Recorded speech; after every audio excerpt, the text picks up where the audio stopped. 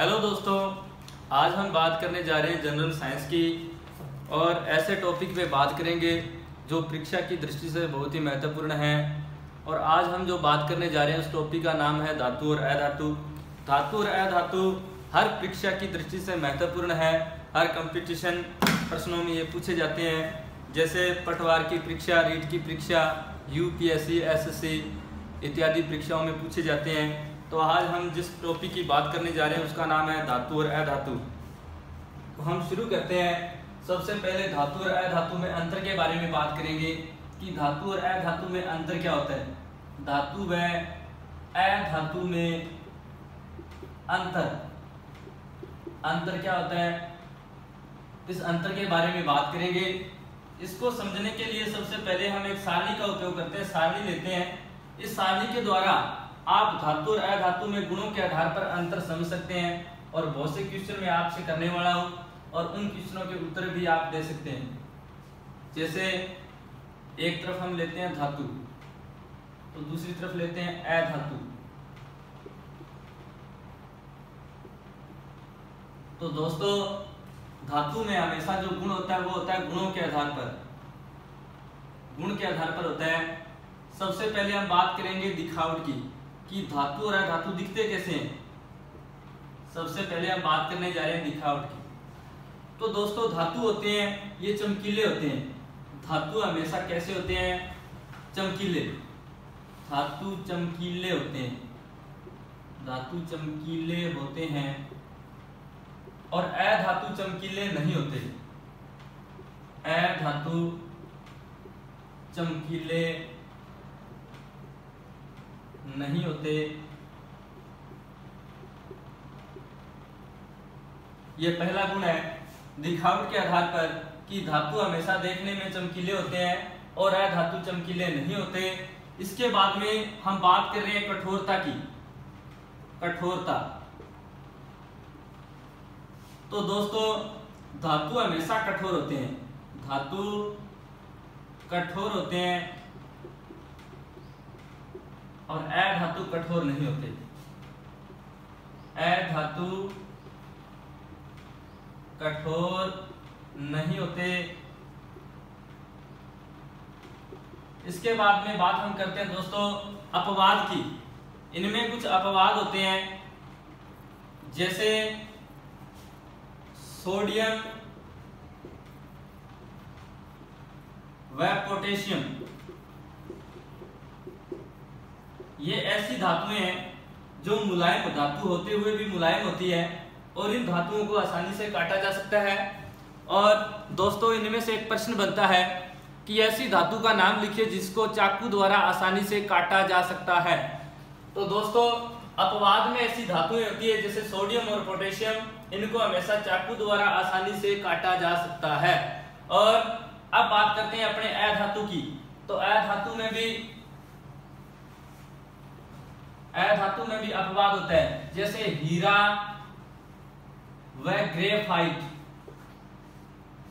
हीरा व, चलो हीरे की बात करते हैं। हीरा हमेशा कठोर होता है, अधातु होते हुए भी कठोर होता है। ये कहा जाता है कि अधातु कठोर नहीं होते, परंतु अधातु में अपवाद ऐसे भी होते हैं जैसे हीरा, ये कठोर नहीं होता, सॉरी ये कठोर होता है। इसके बाद में हम बात करेंगे तन्यता की। तो दोस्तों, मैं आपको पहले बता देता हूं कि तन्यता क्या होती है। तन्यता वह होती है जिसको खींच करके तारों में परिवर्तित किया जा सके, जैसे एल्यूमिनियम, सिल्वर, इनको खींचकर इनकी तारों में बदला जा सकता है, जैसे पीतल। तो दोस्तों, तन्यता की बात करते हैं तो धातु का वह गुण जिसके कारण उसको खींचकर तारों में बदला जा सके। तो धातु को खींचकर तारें बनाई जा सकती है, तारें बनाई जा सकती हैं। और धातु के इस गुण को तन्यता कहते हैं। और अधातु में तन्यता नहीं पाई जाती, अधातु में तन्यता नहीं पाई जाती। इसके बाद में हम अगले गुण की बात करते हैं आघात वर्ध्यता। आघात वर्ध्यता। तो आघात वर्ध्यता क्या होता है दोस्तों? धातु को पीटकर चदरें बनाई जा सकती है, चदरें बनाई जा सकती है। और अधातु में यह गुण नहीं पाया जाता। अधातु की चदरें नहीं बनाई जा सकती, नहीं बनाई जा सकती। ये थे धातु और अधातु में अंतर। तो सबसे पहले दोस्तों मैंने आपको बताया था धातुओं में दिखावट। तो धातु चमकीले होते हैं और अधातु चमकीले नहीं होते। इसके बाद में मैंने बात की थी कठोरता की। तो धातु कठोर होते हैं और अधातु कठोर नहीं होते, परंतु कुछ अपवाद होते हैं धातुओं में, जैसे सोडियम और पोटेशियम। यह धातुएं मुलायम होती है। और अधातु में हीरा जो अत्यधिक कठोर होता है, अधातु होते हुए भी कठोर होता है। इसके बाद में हमने बात की थी तन्यता की। तो धातु का वह गुण जिसके कारण धातु को खींचकर तारों में बदला जा सकता है, परंतु अधातु में तन्यता नहीं पाई जाती, जिसके कारण उसे तारों में नहीं बदला जा सकता। हमने बात की थी आघात वर्ध्यता की। तो धातु को पीटकर चदरें बनाई जा सकती है, परंतु अधातु को पीटकर चदरें नहीं बनाई जा सकती। ये थे हमारे धातु और अधातु में गुण। इसके बाद में हम बात करेंगे धातुओं के कुछ रिएक्शन के बारे में, धातुओं की अभिक्रियाओं के बारे में, धातुओं के रासायनिक गुण धर्मों के बारे में। अब हमारा जो टॉपिक है धातुओं के रासायनिक गुण। धातु के रासायनिक गुण। तो रासायनिक गुणों के बारे में बात कर रहे हैं। तो धातु का पहला जो रासायनिक गुण होता है कि धातु हमेशा अम्लों से अभिक्रिया कर सकता है। जैसे हम बात करने जा रहे हैं धातु लोहा आयरन। पहले मैं आपको लिख के बता देता हूं। आयरन प्लस अम्ल लेते हैं हाइड्रोक्लोरिक,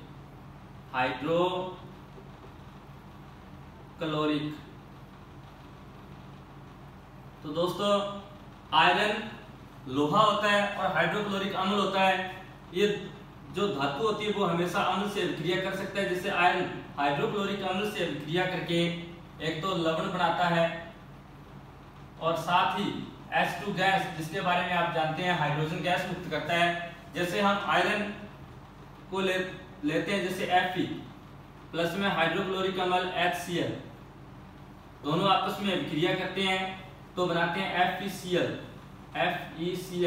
फेरस क्लोराइड, जिसे लवण कहते हैं, और प्लस में हाइड्रोजन गैस मुक्त होती है। तो दोस्तों धातु अम्लों से अभिक्रिया करके हमेशा हाइड्रोजन गैस मुक्त करता है। और इसके बाद में इसके बाद में धातु ऑक्साइड के बारे में बात करते हैं। धातु ऑक्साइड कब बनता है? तो दोस्तों धातु अगर वायु से, धातु प्लस ऑक्सीजन अर्थात वायु की ऑक्सीजन से अभिक्रिया करता है।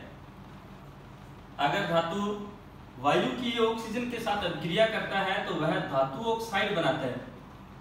धातु ऑक्साइड।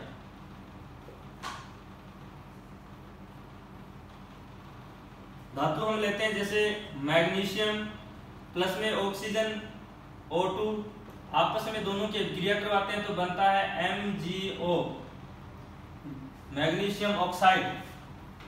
इसको बोलते हैं धातु ऑक्साइड। तो दोस्तों धातु ऑक्साइड कब बनता है? जब धातु किसी वायु के। तो दोस्तों हमने पढ़ा था कि धातु अम्ल से अभिक्रिया करके हाइड्रोजन गैस देता है, और हमने पढ़ा था कि धातु ऑक्सीजन के साथ अभिक्रिया करके धातु ऑक्साइड बनाता है। तो मैं आपको एक और चीज बता देता हूं कि जो धातु होता है, धातु एक तो अम्ल से अभिक्रिया करता है और साथ ही क्षार से, धातु अम्ल व क्षार दोनों से अभिक्रिया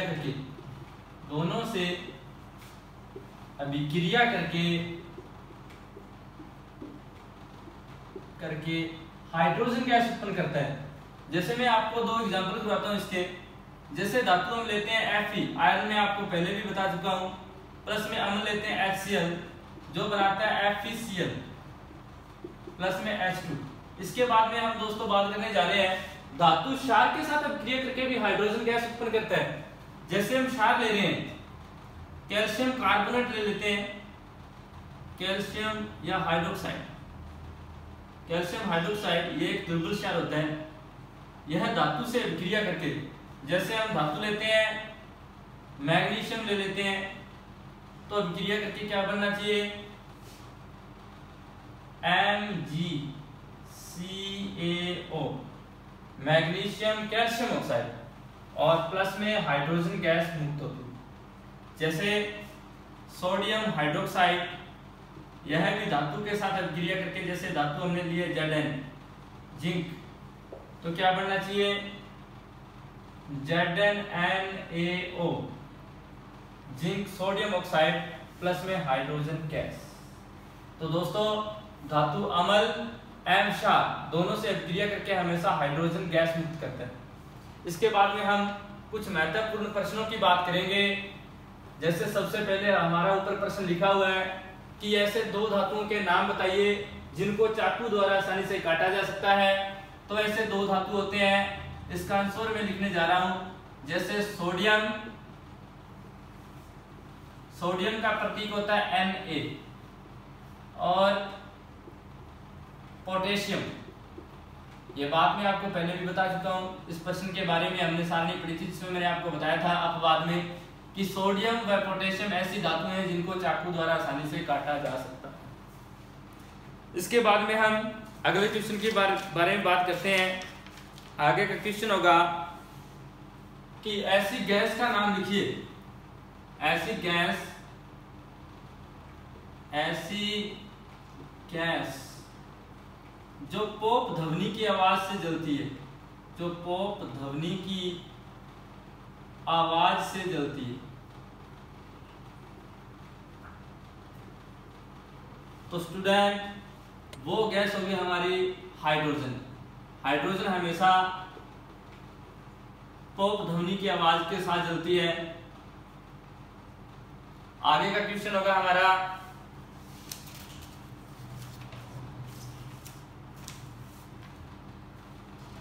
अक्रिय धातु किसे कहते हैं। अक्रिय धातु, अक्रिय धातु उस धातु को कहते हैं जो किसी भी अम्ल, क्षार, नमी इत्यादि से अपक्रिया नहीं करती। जैसे सोना, चांदी, प्लैटिनम, ये ऐसी धातुएं होती है जो किसी भी अम्ल, क्षार या वायु से अपक्रिया नहीं करती। तो ऐसी धातुएं कौन सी होती है, अक्रिय धातु कौन सी होती है। क्वेश्चन नंबर हमारा 3 है, अक्रिय धातु, अक्रिय धातु कौन सी होती है या कौन कौन सी होती है, कौन कौन सी होती है।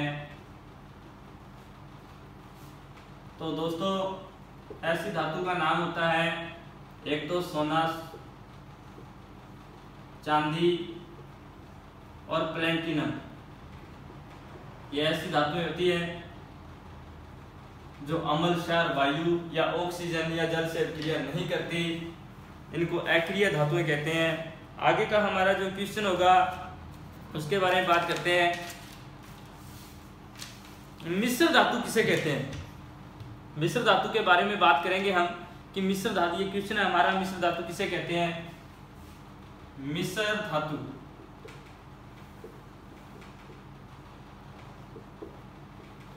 मिश्र धातु किसे कहते हैं।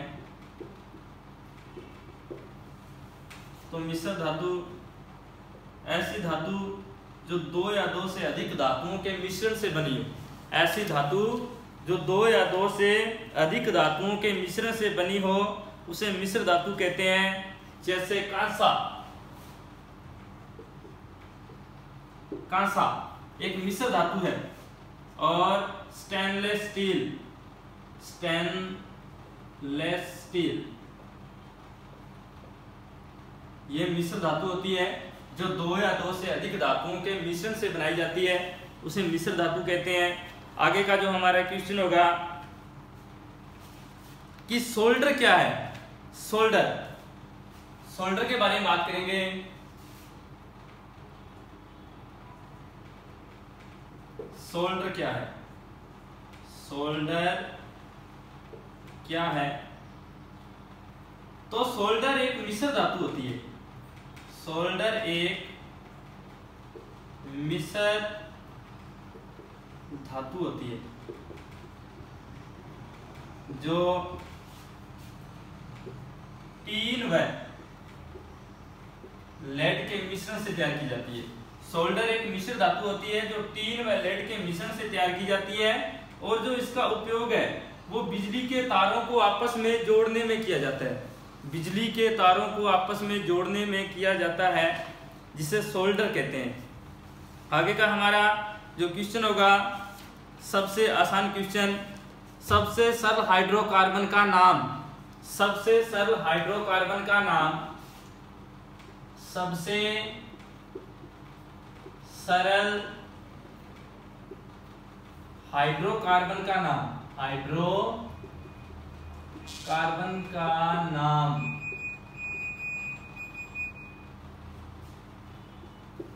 सबसे सरल हाइड्रोकार्बन का नाम होता है मीथेन।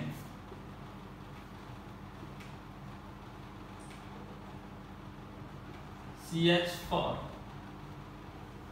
मीथेन, सबसे सरल हाइड्रोकार्बन का नाम होता है मीथेन। क्योंकि मीथेन में एक कार्बन और 4 हाइड्रोजन जुड़ी होती है, इसलिए इसे हाइड्रोकार्बन कहा जाता है। आगे का जो हमारा क्वेश्चन होगा उसके बारे में बात करते हैं।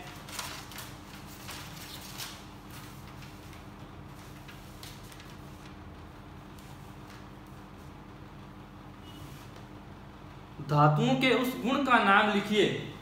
धातुओं के, आगे का जो हमारा क्वेश्चन है कि धातुओं के उस गुण का नाम लिखिए। उस गुण का नाम लिखिए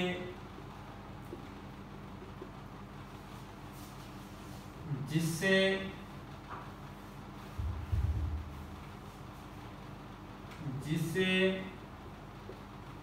धातु को खींचकर तारे बनाई जा सके। तारे बनाई जा सके।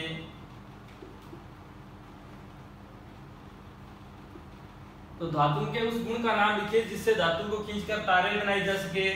मैंने आपको सारणी करवाई थी जिसमें मैंने आपको बताया था तन्यता के बारे में। तो धातु के उस गुण को कहते हैं तन्यता, कि धातुओं को खींचकर धातुओं को तारों में बदला जा सकता है, और धातु के उस गुण को तन्यता कहा जाता है। हमारा जो आगे का क्वेश्चन होगा उसके बारे में बात करते हैं कि धात्विक ऑक्साइड की प्रकृति कैसी होती है। इसके बारे में बात करेंगे। धात्विक ऑक्साइड की प्रकृति, धात्विक ऑक्साइड की प्रकृति, ऑक्साइड की प्रकृति कैसी होती है। तो दोस्तों धात्विक ऑक्साइड की प्रकृति क्षारीय होती है। इसका कारण भी मैं आपको बताऊंगा क्षारीय क्यों होती है। धात्विक ऑक्साइड की जो प्रकृति होती है वो क्षारीय होती है। ऐसा क्यों होता है वो मैं आपको बता रहा हूं। धात्विक ऑक्साइड यानी धातु ऑक्साइड, धातु ऑक्साइड जैसे MgO, यह धातु ऑक्साइड है। और धातु ऑक्साइड अगर अम्ल से अभिक्रिया करता है, धात्विक ऑक्साइड अगर अम्ल से अभिक्रिया करता है तो वो मैग्नीशियम, सॉरी दोस्तों, धात्विक ऑक्साइड अगर अम्ल से अभिक्रिया करता है तो वो बनाता है MgCl प्लस में H2O। और धात्विक ऑक्साइड अम्ल से अभिक्रिया करके जल बनाता है, और जल बनाता है तो इसका मतलब यह हुआ कि देखो जैसे अम्ल एवं क्षार, अम्ल एवं क्षार, जैसे अम्ल NaOH क्षार, दोनों अभिक्रिया करके क्या बनाएंगे, NaCl प्लस में H2O। तो दोस्तों अम्ल हमेशा क्षार से अभिक्रिया करके ही जल बनाता है, और यहाँ भी हमारा जल बन रहा है। इसका मतलब यह हुआ कि जो धात्विक ऑक्साइड था वो अम्लीय प्रकृति का था, इसी कारण इसने अम्ल से अभिक्रिया करके जल का निर्माण किया। तो दोस्तों धात्विक ऑक्साइड की प्रकृति हमेशा क्षारीय होती है, क्योंकि यह अम्ल के साथ अभिक्रिया करके लवण और जल बनाता है, और जिसमें जल बनता है उसकी प्रकृति हमेशा क्षारीय होती है।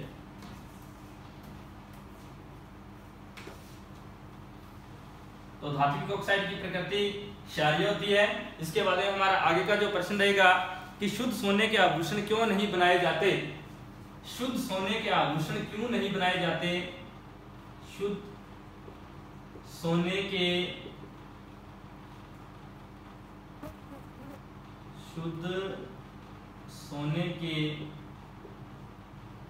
आभूषण क्यों नहीं बनाए जाते।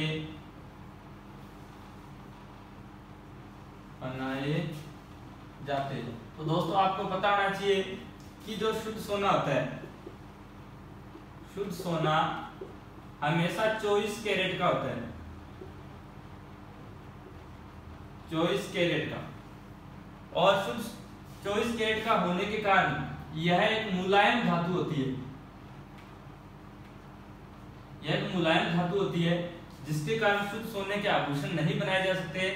अतः इसे मिश्र धातु बना करके सोने के आभूषण है वो बनाए जाते हैं। इसके बाद हमारा जो आगे का प्रश्न, आज के लिए बस इतना ही, और कल इसी टाइम हम फिर से वीडियो बनाएंगे और आपको कुछ महत्वपूर्ण क्वेश्चन है परीक्षा की दृष्टि में, आरएस में आने वाले, पटवार में आने वाले बहुत से क्वेश्चन करवाएंगे। और अगर हमारी ये वीडियो पसंद आए तो इसे लाइक करना, ज़्यादा से ज़्यादा शेयर करना।